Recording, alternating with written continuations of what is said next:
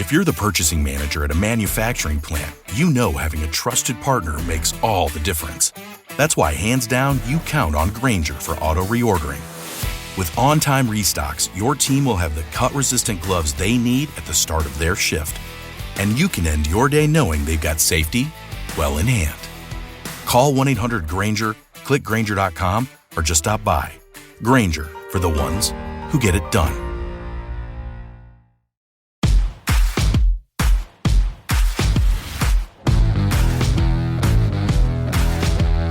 Welcome to the Dogs Podcast with your hosts, Blake Reneker, Justin Charles, and Josh All. Hey, what's up, Browns fans? Welcome back to another episode of the Dogs Podcast. Josh All coming to you guys on a Wednesday with a whole lot of news and updates and things going on around the NFL and the Browns, specifically with this head coaching search. Things are getting a little bit crazy, and I gotta say, unlike the Stranger Things final season, the NFL offseason, the Browns offseason so far has not disappointed or failed to live up to the hype. We have got so much stuff going on. We got Kevin Stefanski obviously fired, talked about that the other day. We've got some head coaching interview requests already put out there by the Browns, and then another big firing, big news, parting of ways out of Baltimore last night. We will dive into all that. Got some of your voicemails to talk about today. There's a lot of good stuff going on.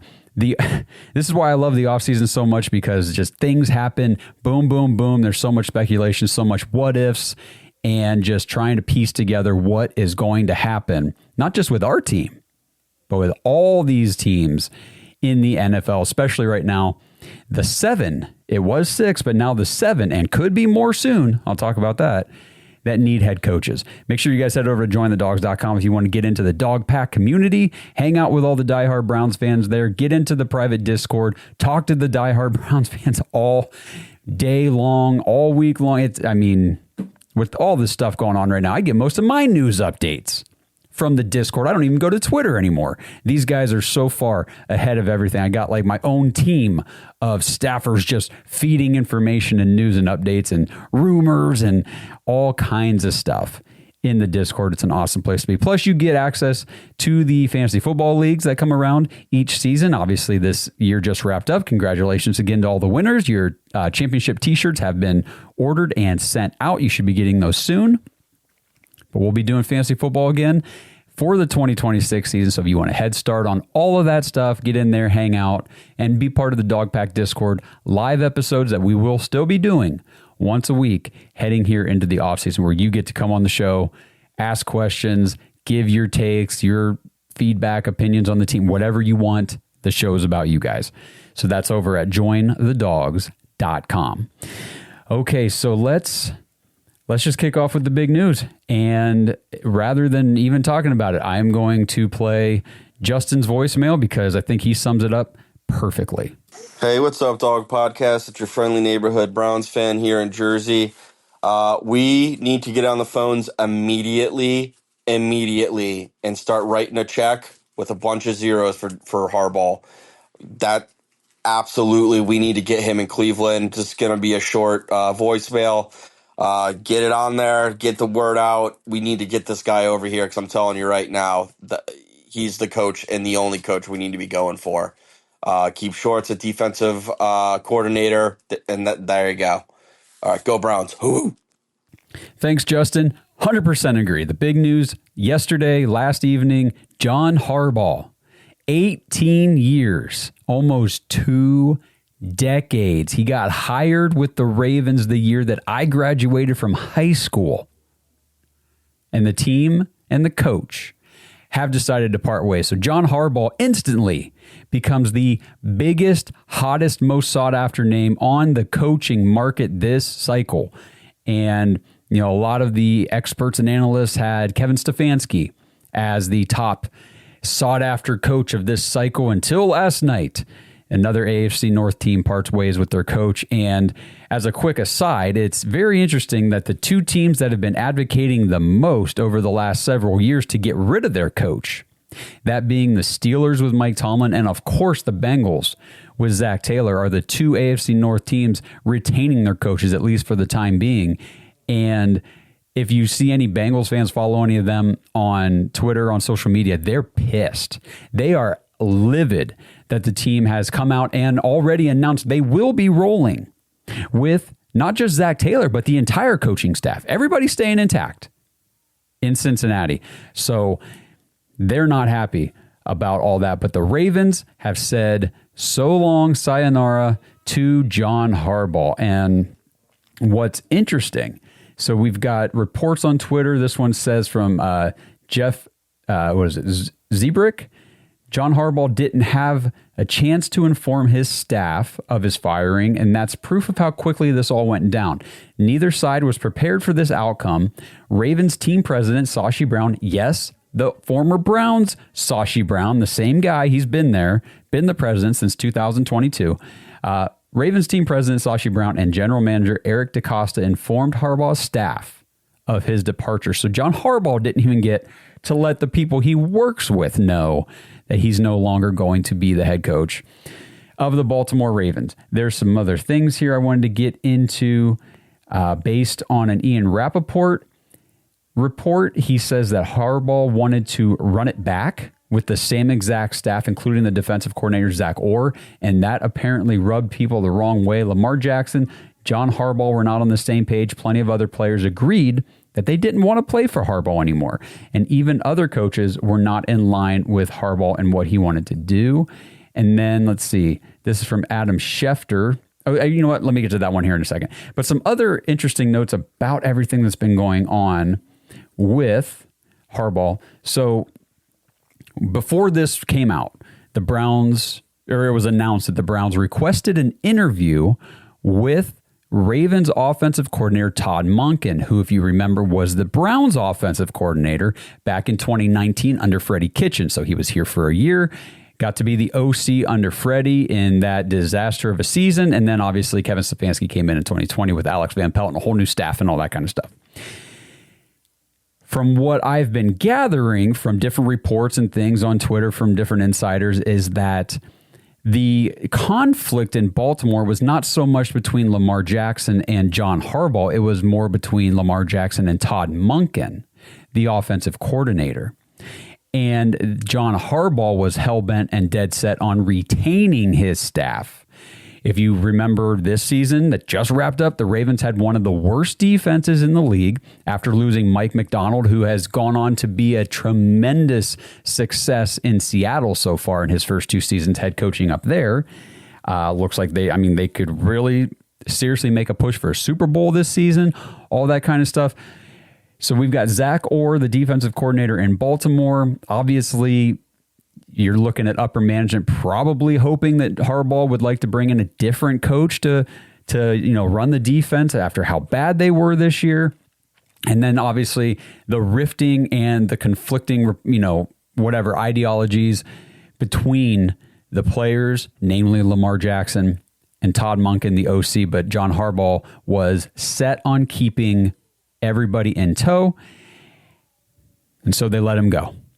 There had been rumors and smoke and reports that the Ravens might go that direction anyway for the last couple weeks, and here it is, come to fruition. So, John Harbaugh on the market, and as Justin so aptly suggested in his voicemail, you send that man a check with a 1 and a blank space, and you say, however many zeros you want there, write them in.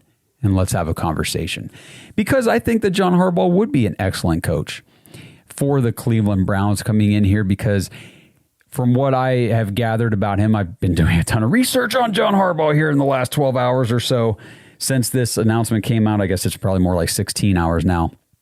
But anyway, he was a special teams coordinator, special teams coach before he got his head coaching job with the Ravens. So his specialty lies obviously where the Browns' main deficiency was, other than offense this year, the special teams group that was terrible. So he would be bringing in his own, person to run the offense and person to run the defense. And what's interesting is, like I said, to start all this, before the report ever came out that Harbaugh was let go by the Ravens, the Browns had already announced that they're requesting an interview with Todd Monken, the offensive coordinator, that Harbaugh didn't want to let go.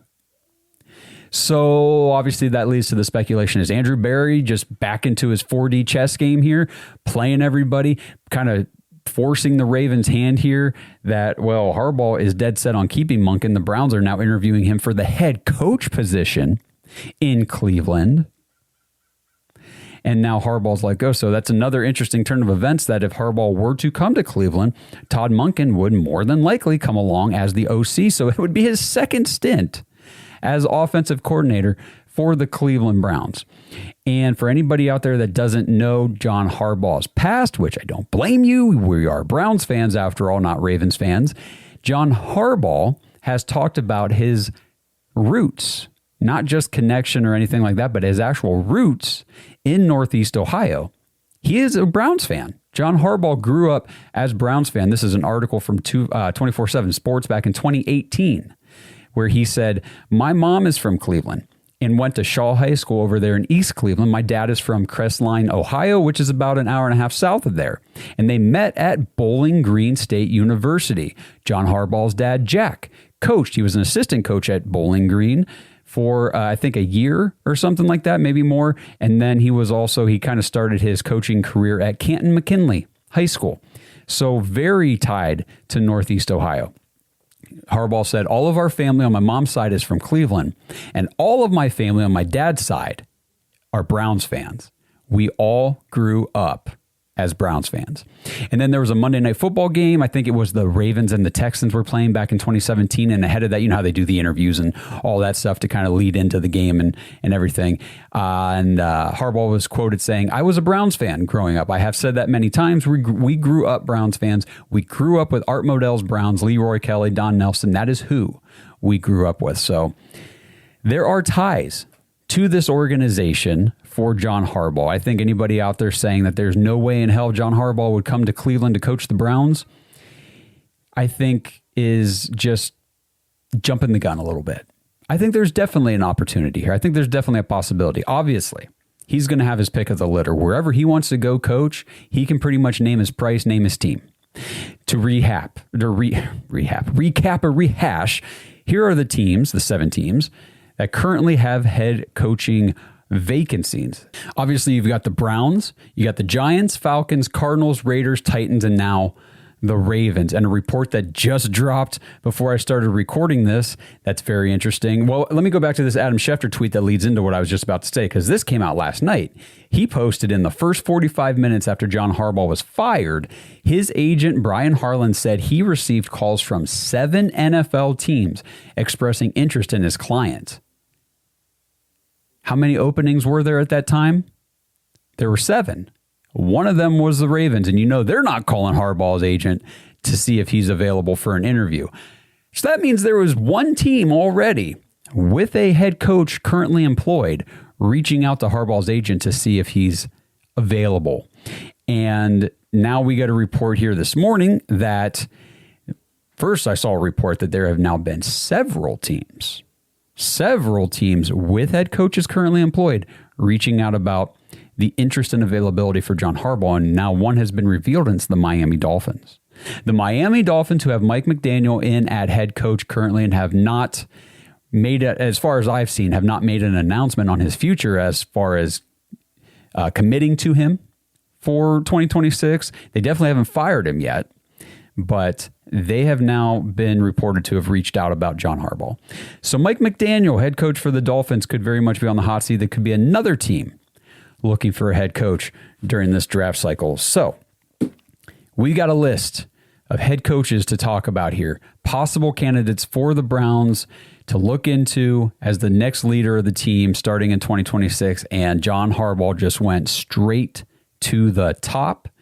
Another thing to remember, the report came out earlier during the season. It was right before a Browns-Ravens game, actually, where they said that the Ravens were going to select quarterback Shedeur Sanders in the 5th round of the NFL draft before Shedeur informed the team that he would rather not go play behind Lamar Jackson, and he would rather go to a team with a more direct path to the starting quarterback opportunity. And that's when the Cleveland Browns traded up and took him at 144 overall. So that means that John Harbaugh, unless he was not a part of that discussion, which I can't imagine he wouldn't be, John Harbaugh does not appear to have any aversion to coaching Shedeur Sanders. So there are definitely ties to the Browns. Don't let anybody tell you there's not.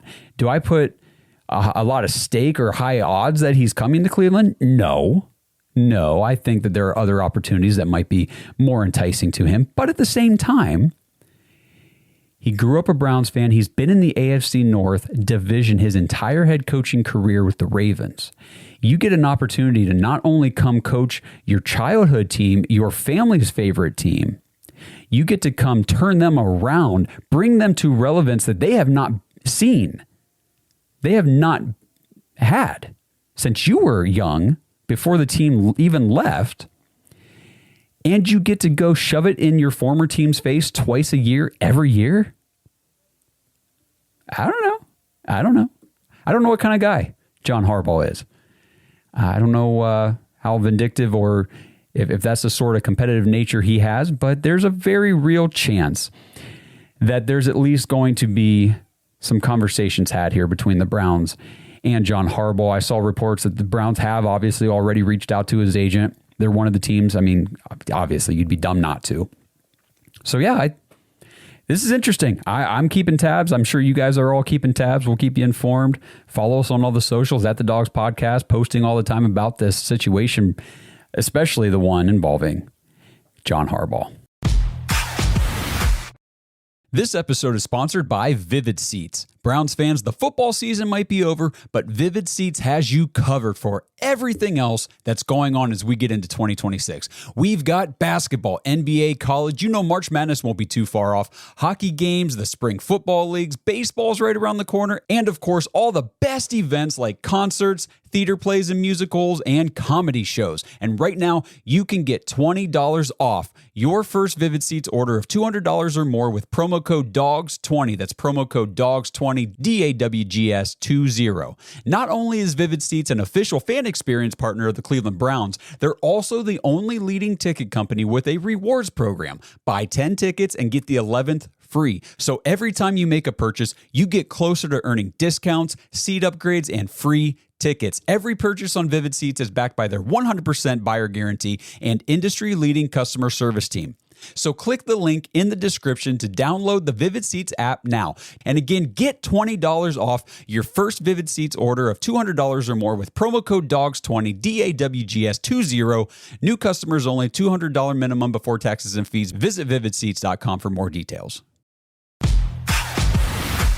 All right, so I already said the first interview request announced by the Browns was with the Ravens offensive coordinator Todd Monken. The second one we got yesterday, the Browns have requested to interview the Seahawks defensive coordinator Aiden Dirty. I think that's how you pronounce it. Again, I will preface everything I'm going to talk about here saying I have not dived into any deep research about any head coaching candidates yet. Other than the surface, who they are, where they come from, maybe a little bit about what they've done. That's pretty much it.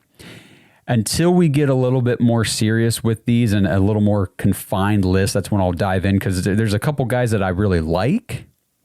But as far as guys like Dirty here, who I didn't know much about until this announcement came out, I can't give you more details other than he is the defensive coordinator for the Seattle Seahawks. He's originally from England, London, England. He started out, I believe, over here as the Cowboys defensive line coach in 2021, and he coached there until 2023. And then he got hired on as the Seahawks defensive coordinator last year in 2024, whenever Mike McDonald was the newly hired head coach off of the Ravens staff. So you've got a guy coming in here to interview as the head coach. At least, I believe that's how it was reported. Maybe it wasn't even reported that way. I don't know. I should look into that. But that's what we're all assuming. Now, the Browns did this kind of thing last year, and I'm trying to remember the name. They brought in, no, it was 2 years ago, 2023. They brought in Andy Dickerson, was one of the first people they requested an interview with for their for their offensive coordinator position after they fired Alex Van Pelt. So they bring in Andy Dickerson. Everybody's like, Andy Dickerson, he was the O-line coach up in Seattle. And it's like, oh, okay, well, he's never been an offensive coordinator before, but okay, whatever. They eventually end up hiring him. not as their OC, but as the Browns offensive line coach. So there's a very real possibility some of these interviews that you see, especially early on in the process here, this first week or two, because there's still a lot of coaches that we're interested in, that I'm interested in, that are involved in the playoffs. And so those hardcore interviews are not going to be able to take place for a while. A guy like Dirty could be the Browns opening up a contingency plan just in case they would bring in a guy like John Harbaugh as the head coach, and all of a sudden they're looking for a new defensive coordinator because Jim Schwartz might not want to work under John Harbaugh, or maybe John Harbaugh doesn't want Jim Schwartz. So they're trying to get some other candidates in the building just to see what they have. If they don't hire them for head coach, it doesn't mean they're forgotten. It means that they could be a candidate for a different position. I think that Jim Schwartz could obviously be, and I think he will be interviewed as a potential possibility for the Browns head coaching position. If that happens, Jim Schwartz would need a defensive coordinator, maybe a guy like Dirty. I don't know, but we would obviously need to fill that position with somebody. All right. So, but if we go over and we look on Kalshi to see what the percentages are, what the odds are for the next Cleveland Browns head coach. By the way, Kalshi, you guys hear the promos on here all the time, but I use Kalshi a lot. I use Kalshi to, first of all, just to see where the market is on these events and things. And it's not just sports over there. You can do politics and all kinds of stuff on Kalshi, but I use it for this. And I really like Kalshi. I'm not just advertising for them just for the sake of it. I actually use Kalshi. I like Kalshi. So again, real quick, go over there, Kalshi.com/dogs, DAWGS, use promo code dogs to get $20 when you trade $100 when you open your account. I think it's worth it. I think it's worth trying if you like the sports books, if you like FanDuel and DraftKings and BetMGM and all those guys, which I still use that stuff too. But Kalshi has kind of surprised. I wasn't sure about it at first, but it's become my go-to. I actually really like using Kalshi. So they have currently the leading position to be the next head coach of the Cleveland Browns at 16% is John Harbaugh. So there you go. Don't let anybody tell you right now that it's impossible or that there's no way in hell he's coming here, because even Kalshi on the market has him as the leader currently to be the Browns' next head coach. After him at 15%, a name that I'm not interested in for head coach is Cliff Kingsbury. Offensive coordinator, yeah, you can sell me on offensive coordinator for the Browns of Cliff Kingsbury. Head coach, no thank you. Clint Kubiak is third at 14%. You want to sell me on Clint Kubiak as OC? Don't waste your breath. I'm sold. I'm there. You get me, or did I say OC, head coach, whatever? You get me Clint Kubiak in here as the Browns head coach. I'm a happy boy. I think that he is going to be a good coach. I'm excited to see what the career path ahead for Kubiak looks like. You know, a lot of times in these cycles, head coaches get hired, coordinators go to this team or that team or wherever, and it's like, okay, whatever, I don't really care because I don't really know much about this guy or the other, and you know, some guys only last a year or two anyway, Raheem Morrison, guys like that. Kubiak is different. Kubiak is a guy that I've been interested in for a couple years, where he's been the OC in New Orleans. He's been the OC now up in Seattle. Obviously, his dad and the ties to Kevin Stefanski in Minnesota and the offense and all that kind of stuff. Now, I just because Clint Kubiak and the family has ties with, you know, what Kevin Stefanski does on offense, things like that, does not mean he's a Stefanski clone. I've kind of seen that thrown around a little bit. Kubiak's a different dude. He's a different dude, and we've seen how his offense, and the thing with Kevin that I just couldn't stand about him, the dude didn't adapt to anything. He didn't change anything. When you've got defenders on the other side of the ball, defensive coordinators calling out what plays you're running before you run them, that's a problem. That is a major problem, and he just got stale. But I do like Clint Kubiak. Coming in after him, now these percentages are all very close. So if you're listening, you got, like I said, Harbaugh at 19, Kingsbury at 15, Kubiak at 14%, and then right there with him is Robert Saleh, the defensive coordinator for the 49ers, at 14%. I'm torn. I am torn without doing more research yet, which I've told you guys I haven't done. But Robert Saleh, just from what I know of him, excellent defensive coordinator. He's had great success out there in San Francisco with the 49ers. He tried his hand at head coaching with the Jets. And I understand a lot of times, first-time head coaches, it doesn't go well. Some guys go back to the coordinator position for a little while, and then they try head coaching again, and it's better the second time around. They've learned things. They've obviously experienced failure and learned from it and adapted, adjusted, all those things.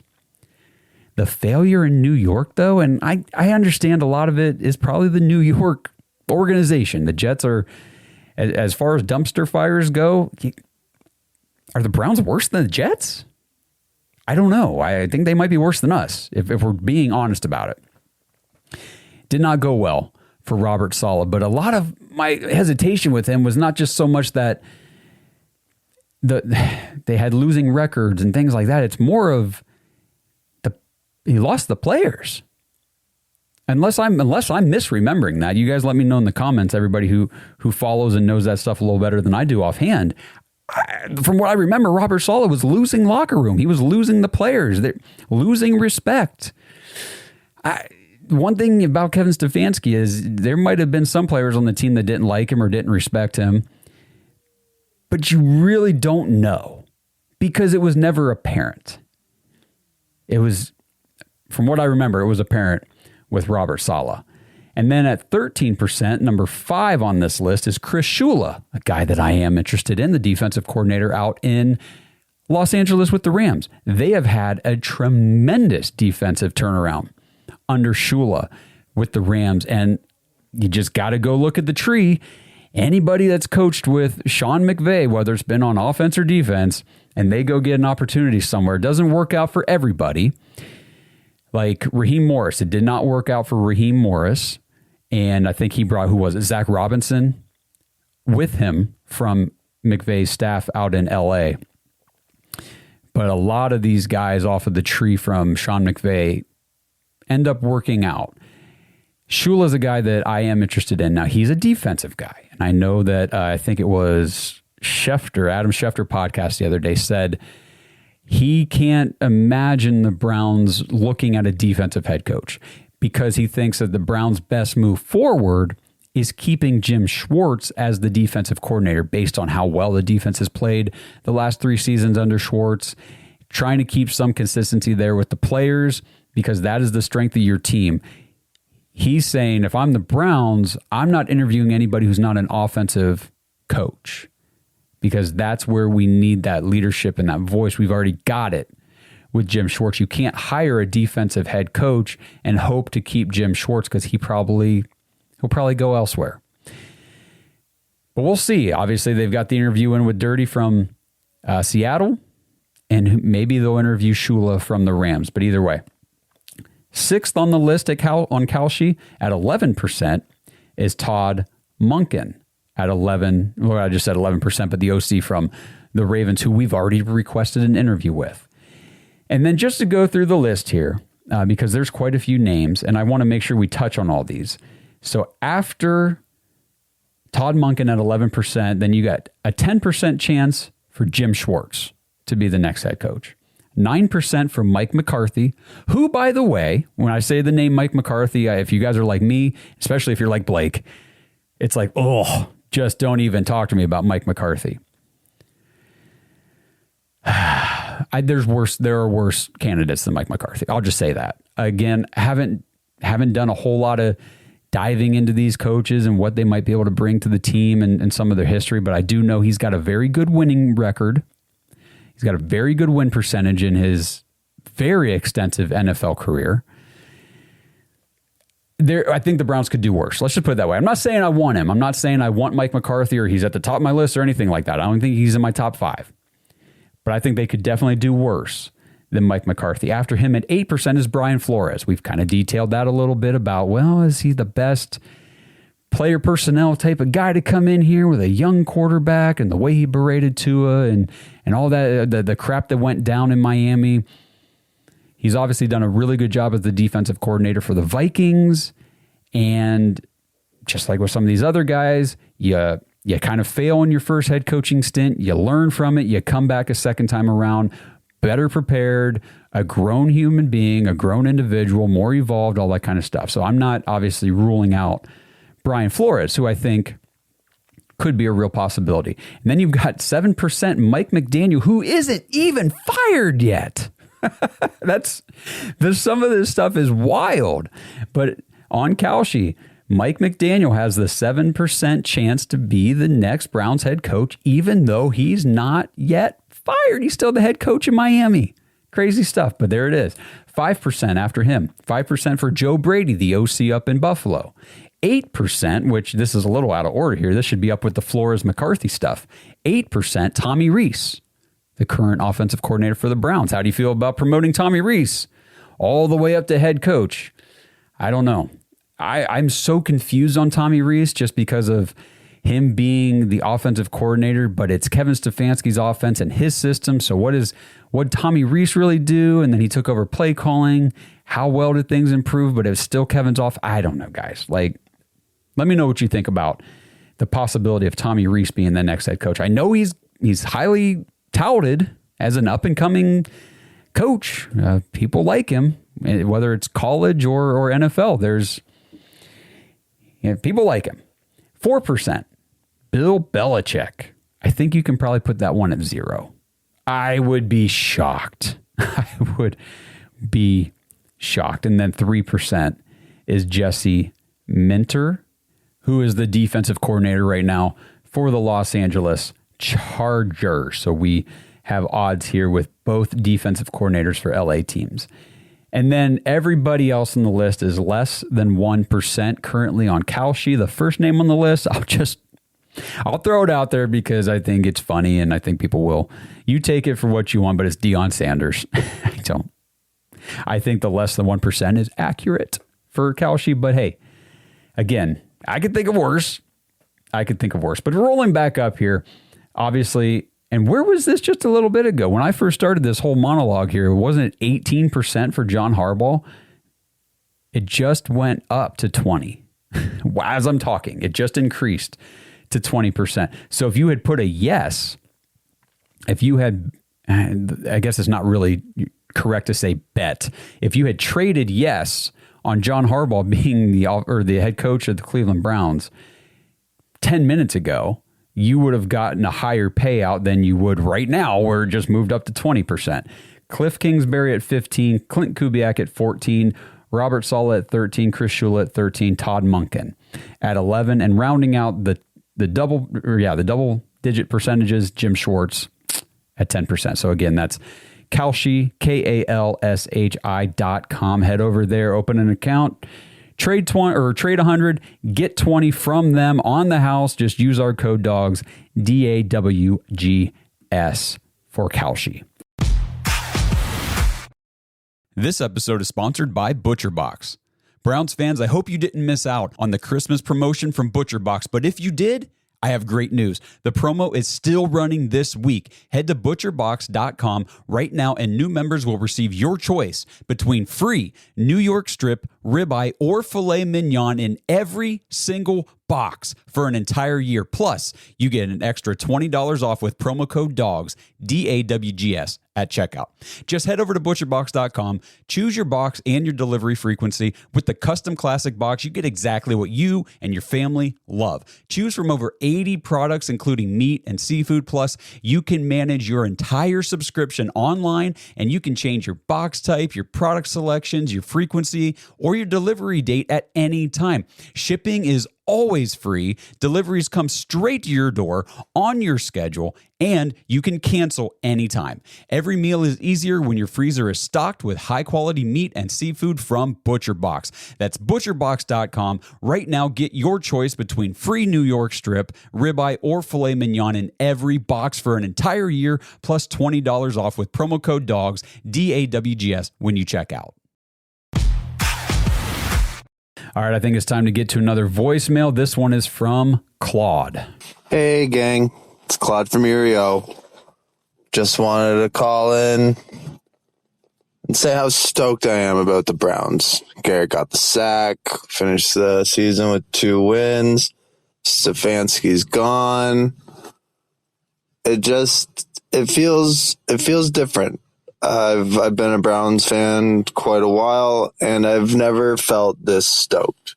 Like, even when we made the playoffs, what was it, 2020, 2023?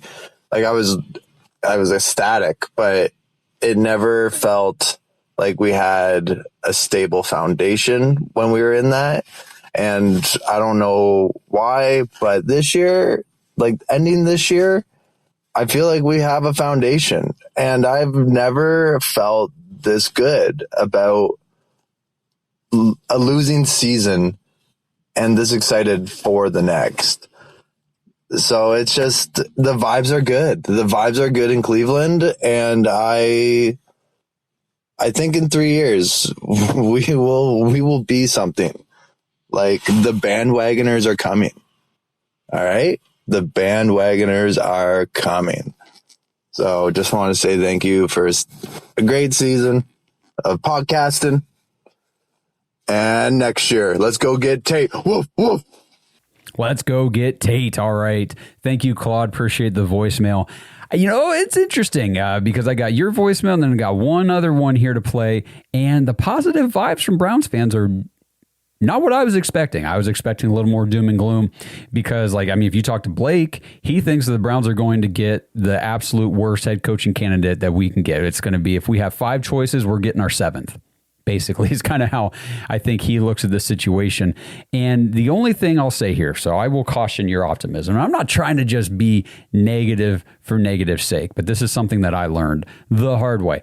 I just hit myself in the mouth with the mic. I've never been more stoked for a Cleveland Browns season than I was following 2018 heading into 2019, because the Browns had Baker Mayfield, who just set the rookie passing touchdown record, beat Peyton Manning's record, looked awesome, fire in Cleveland. We're winning ball games. It was a losing season, but we're still winning games, and it was great and everything. We just traded for Odell Beckham.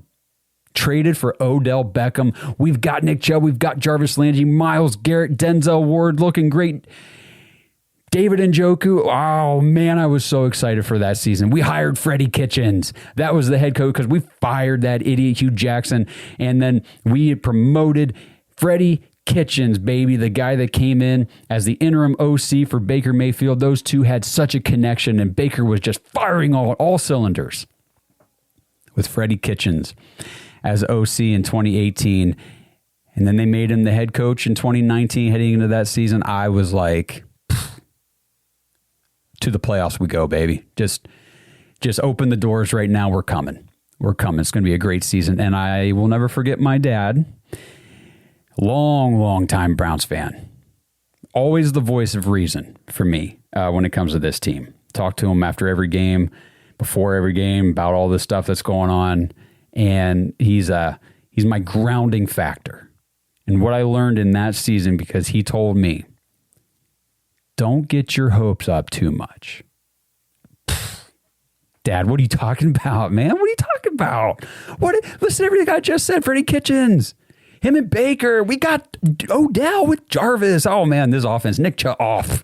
What do you mean don't get your hopes up? What do you mean? Yeah, we got together, watched that first game. Never forget this. Browns, Titans at home in Cleveland. We got rolled. Just rolled, rocked, demolished, humiliated. Okay. Not a great start to the season. And unfortunately, not only was it the start to the season, it was the tone, and it set the foundation for a very bad season. So, while I agree with you that things do look positive from the standpoint you're coming from, let's temper it, because a lot of this is going to depend on what we do at head coach. Are we going to hire another Freddie Kitchens? 2026 isn't going to look very good if we do that. Who's the quarterback? Is it Shedeur Sanders? Do the Browns build around him? Does he take that next step forward? Did we find our answer in the 5th round? We still don't know. Okay, now I've seen enough from Shedeur on the field, and based on where we are in the draft and the options that are going to be like available, I think that he's the right person to build around and give the 2026 season to. Now, say they do that. And he's not the guy and he fails. It's not going to be a great year. And we could be back in the same situation as soon as next year. It would not be, again, the first time that the Browns have had a head coach for one season and then had to move on and find something again. So a lot of this is going to depend on what we do at head coach, what we do at quarterback, how we build up this offense. Is Andrew Berry even capable of building up an offense? Did a bang-up job with the defense. I'll give him that. That defense is legit. Got some great players. That's why I think this job might be very attractive to, I mean, a guy like John Harbaugh, who's not coming in here to run the offense. He's coming in here to run the team. You got a more CEO-minded head coach or a defensive guy could look at the Brown situation and say, yeah, I love it. Love it. The best defense in the league. One of them, Myles Garrett, Denzel Ward, all these guys, Schwessinger, Graham, Grant Delpit, Alex Wright. Maybe we get Devin Bush back, I keep saying, because I want you to get him back, Andrew Berry. The defense looks really good. Offensive pieces, we have some really good ones, some good young ones. The problem with those offensive pieces, I'm trying to play both sides here. I love Harold Fannin. I think Harold Fannin is going to be a perennial Pro Bowler. I love Quinshon Judkins. He looks like he can be your feature running back of an NFL offense, workhorse, and just get the job done. Those aren't premium positions. That's the problem. I know, gosh, who was it? Somebody was posting on Twitter about why the Browns... Oh, I'm sorry. It wasn't even that. It was Andrew Berry, I think it was, listing why or what assets the Browns have that make them an attractive destination for a new coach. And one of the things that he said, one of the things he listed was a good young core on offense. And then I saw the contradictions online that I 100% agree with. What are you talking about, dude? A good core on offense would include you got your left tackle, you got your quarterback, you got your wide receiver one. That's a core. That's a core on offense that you can build around. You can bring in other linemen, other receivers. You can fill out the backfield, all that kind of stuff. Your core, you can't have a solid offensive core built out of just a running back and a tight end. And not even a traditional tight end, more of an H-back slot, put him out wide receiver type of tight end. So while I love those pieces, I'm not taking anything away from them. Phenomenal. We haven't seen rookies do this kind of thing in Cleveland for a long time, maybe ever. We got to pump the brakes a little bit because that offensive core doesn't actually exist like Andrew Berry thinks it does. It's another reason why if Andrew Berry thinks that's an offensive core, we are in deep doo-doo because we need a quarterback. We need to make sure that that offensive core consists of a left tackle and a freaking wide receiver one that isn't Jerry Jeudy. So I hope that was not part of his offensive core in his mind because Jerry Jeudy should not be considered part of any offensive core conversations. We need a real wide receiver one.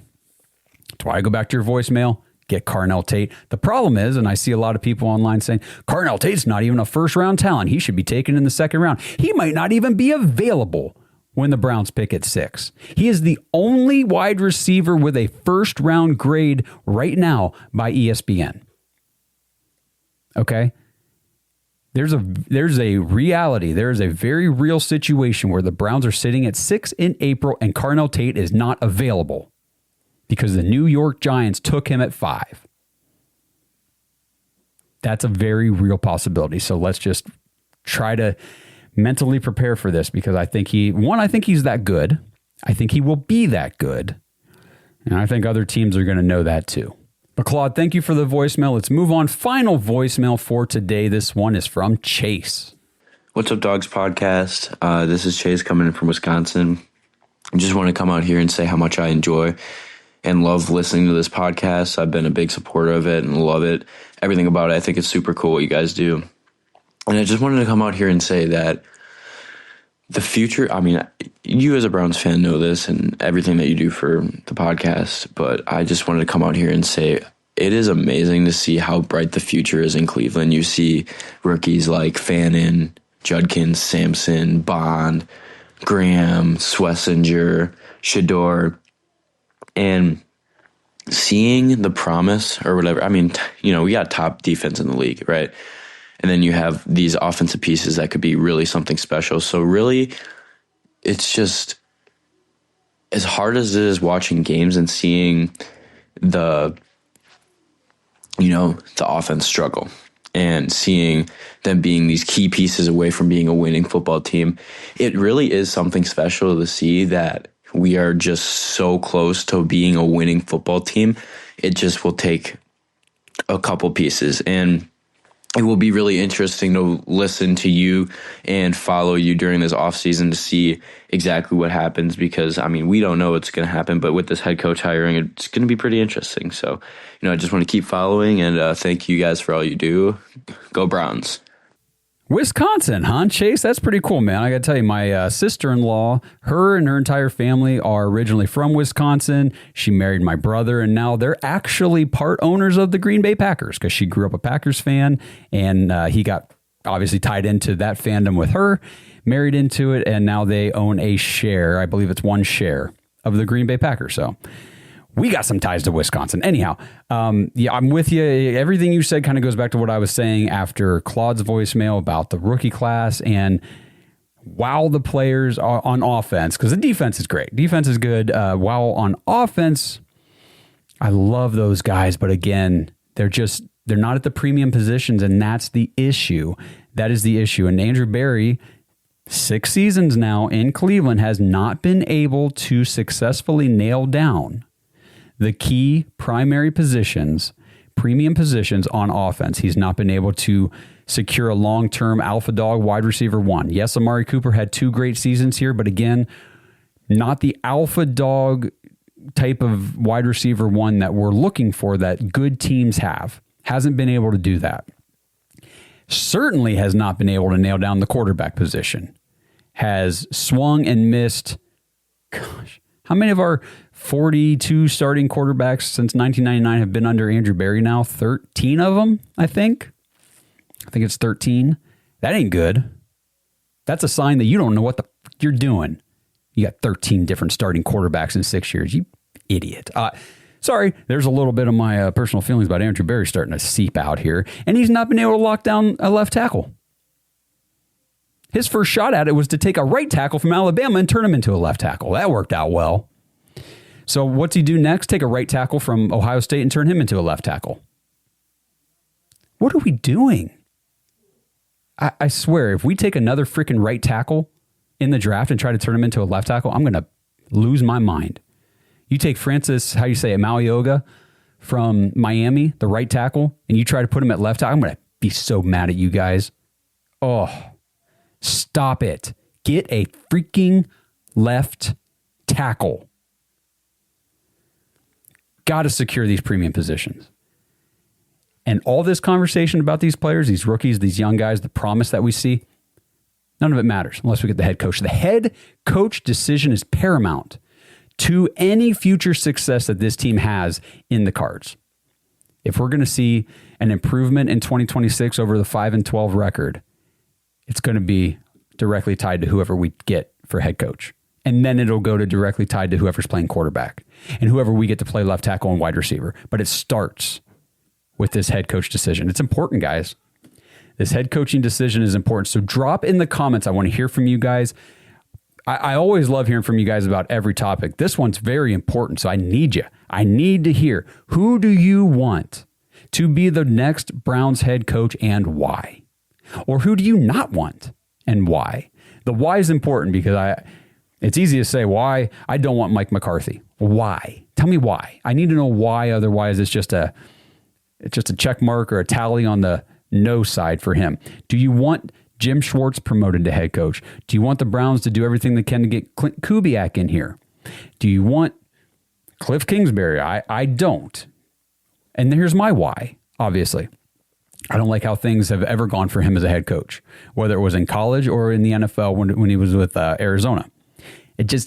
Some guys you can just tell are not cut out to be a head coach.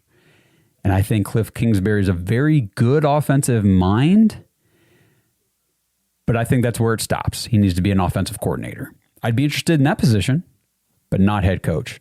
Do you want Robert Saleh from San Francisco? Chris Shula from the Rams, Todd Monken from the Ravens. Who do you guys want outside of John Harbaugh? Because I think we can all pretty much agree that would be the ideal get. If you don't want John Harbaugh, Definitely drop it in the comments and tell me why. And don't be afraid to get attacked by everybody else who's going to call you crazy, as long as you explain yourself. Because I'm sure there might be a person or two out there that's not a big Harbaugh fan. And if it's just because he's coming from Baltimore, come on. The guy's a hell of a head coach. He's had a great career. And we've seen it many times before. Sometimes these coaches, it gets stale where they are, and they need a change of scenery. It happened with Andy Reid in Philly. And look at what he's been able to do in Kansas City. There's Dan Quinn. It didn't go very well when he was the head coach for the Falcons. It didn't end well there. And then he went and he was a D coordinator for the Cowboys for a few years. And then he got back into it with Washington, took them to the NFC Championship game in his first year. Obviously, when you lose your quarterback early in the season, everything, the Commanders had a terrible season this year. Just goes to show you how much of your team's overall success really hinges on that quarterback position. So let's go, Brownies. Get this thing right. Get this thing right, Andrew Berry. I'm not shy about it. I don't have faith in you. I just don't. You haven't done it. It's been 6 years and you have not done it. All you've done to the roster is kill it. On the offensive side of the ball, you've ruined it. There's nothing there other than a couple guys from this rookie class. And I like Dylan Sampson. I know Chase was talking about Dylan Sampson in his voicemail, but he was very hardly utilized this year. He had some good moments, but it's almost like the team didn't really know what to do with him. I don't know. We got to get the right people in here to run this thing, and we got to get the right answer at quarterback. Maybe it's Shador. I'm all about let's give him this offseason to prepare. You're the starter. We're building this thing around you. I don't have personally the worries or concerns that Shador Sanders won't work if he's handed the job, or at least given the QB1 spot on the depth chart. I mean, you can tell him you're QB1, it's your job to lose, and it can be lost. I would tell that to any quarterback, not just Shador. Oh, I guess speaking of quarterback, I did want to mention Ty Simpson, quarterback from Alabama. This report just came out before I started recording as well. Did inform the Alabama coaching staff that he will be entering the NFL draft. So we've got 3 top quarterbacks that are going to be in debate, obviously. Well, I shouldn't even say that because Fernando Mendoza and Dante Moore have not officially declared. We all expect them to, but officially have not declared. I'd be surprised if they don't. Ty Simpson was one that was kicking around going back to Alabama or potentially entering the transfer portal. My guess is they have other players at Alabama that they would probably prefer to get in there, younger guys, because Simpson's a little bit older. He's 23 already. And they probably got some younger guys, some young recruits that's like, look, it's time to move on to the next era of Alabama football. I don't know their recruiting process. I don't know what prospects or kids that they have in line to play quarterback down there. But I know the reports that I saw previously were Ty Simpson exploring entering the transfer portal. And maybe he just got some feedback from teams like, yeah, not all that interested, or the programs that he would be interested in going to, maybe they already had the spots filled or a plan in place. But either way, Ty Simpson will be entering the NFL draft. That'll be an interesting one because he had points in the season. Definitely had moments in a stretch of this college football season where he was being listed and projected as a first-round quarterback. And then over the back part of the season, kind of fell off the edge. I saw some speculation that maybe he had an injury he was dealing with that was kind of hindering him and causing that downturn in production, but it didn't end well for Ty Simpson. If it had ended the way it was going earlier in the season, I would already be sitting here saying, yeah, he's first-round pick. Someone will take him in the first round. No, I'm not so sure. We'll see. The draft process is only just beginning. So hang out with us. We'll be here for everything. We'll be here for this head coaching search. We'll be here for the free agency and the draft prospects. I got to do my breakdowns and start evaluating tape and talking about my top players at these different positions. It's going to be a ton of fun. I'm excited for the months coming when you're a 3-win team that got lucky to be 5 wins at the end of the season. This is the part of the year you really look forward to because you're watching other teams play on Saturdays and Sundays in January and February. Appreciate you guys tuning in. Again, leave me comments anywhere. I see them, even if I'm not replying to everybody, because we get a ton of comments. Trust me, I'm reading through, I'm scrolling, I'm seeing them. I'm getting content ideas. I'm getting feedback from you on what you're thinking, what you're wanting, and everything surrounding this team. So again, thank you for tuning in. Head to jointhedogs.com if you want to be part of the Dog Pack community over there and be part of the Dog Pack Discord live episodes. This week, I haven't even announced anything to the group yet in that community, but I think I'm planning on doing maybe like an early afternoon edition of that on Saturday or Sunday, because during the season, we were doing everything on Thursday nights at 5 to preview the upcoming game because we wanted to get the content out there in enough time for people to listen to it ahead of the game on Sunday. Now we don't have that strict schedule, so I think maybe more people would be able to tune in, hang out, and get on the show if we did it over the weekend. So I think we'll try Saturday or Sunday this weekend. Haven't determined for sure yet, but if you guys are in the Dog Pack, just stay tuned. That's what I'm currently thinking. Thank you guys. Appreciate it. Drop your thoughts and opinions and everything, questions in the comments. We'll see you guys soon because, again, I don't have a schedule right now for how we're producing episodes. It's just going to be based on the news cycle and what we have to talk about. So it could be tomorrow, it could be 2 days. I'm not sure. Just stay tuned. Tap the notification bell on YouTube. Make sure your feed is updated in the podcast app so you know when we've got a new one coming out. The search continues for the Browns head coach. Let's go Brownies. Thanks for listening to another episode of the Dogs Podcast. Make sure you subscribe on YouTube and follow us on Twitter at the Dogs Podcast. Get your thoughts on the show at thedogspodcast.com.